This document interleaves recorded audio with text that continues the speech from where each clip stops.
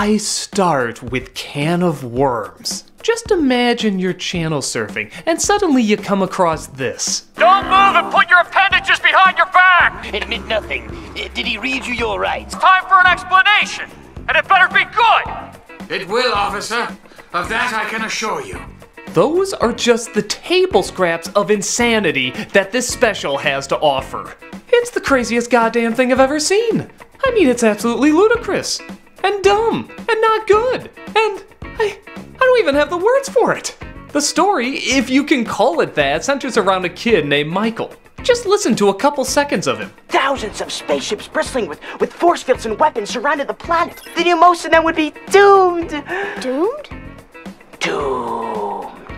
Yep, that's the kind of performance you gotta put up with this whole film. You see, Michael is a bit of a nerd. So much so that he believes he's from another planet. Yeah, not make-believes, believes. He constantly tells stories to this little kid and he acts like it's real.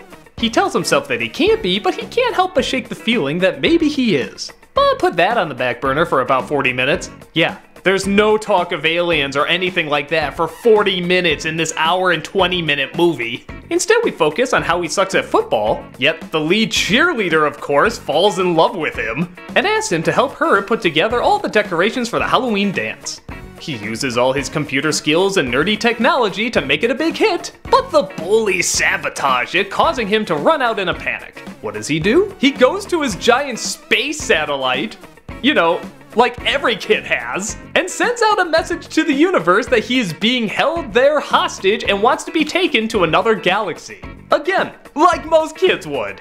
I fulfill life nullified by the ignorant and cruel indigenous population of Earth. Lightning strikes the satellite and he soon forgets about it until a dog voiced by Malcolm McDowell arrives, telling him that he's from a non-profit organization that wants to take him to a world where he'll feel more comfortable.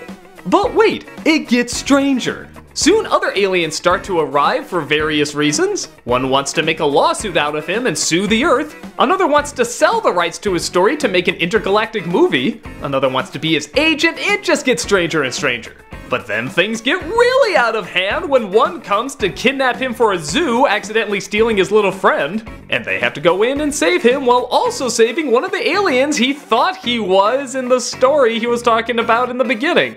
Yeah, it looks like they're real. How did he know about them? How does he know how to open their cage and use some of their devices? It is never explained. They never say whether or not Michael's an alien or a boy. They never explain how he got all this information. It just ends with him petting Malcolm McDowell dog behind the ears. So, yeah, this is exactly as goddamn insane as it sounds. I guess from the oddness of the story and kind of the satirical edge, you can maybe get a few jokes out of it. Maybe there's some possibilities for it, it's just so damn strange. But no, none of it goes together. The story is horrendous. The writing is ridiculous. All the acting is over the top. None of it makes any goddamn sense. The only thing kind of interesting about it is the design of the aliens. I mean, I had to give credit. These are some pretty bizarre, out there puppets. But aside from that, I have no idea what I just watched.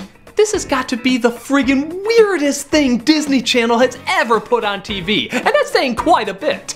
Even by kid movie standards, it's ridiculous. The first 40 minutes, almost nothing happens except you watch him get ready for this dance, and then the rest of it is all this talk about lawsuits and signing contracts and stuff that a lot of kids probably wouldn't follow it.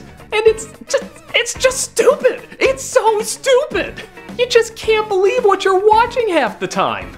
The only way I can think to describe it is the Santa Claus versus the Martians of Disney Channel movies. It's not just bad, it's laughably bad. And I think even kids that watch it would know how dumb it is.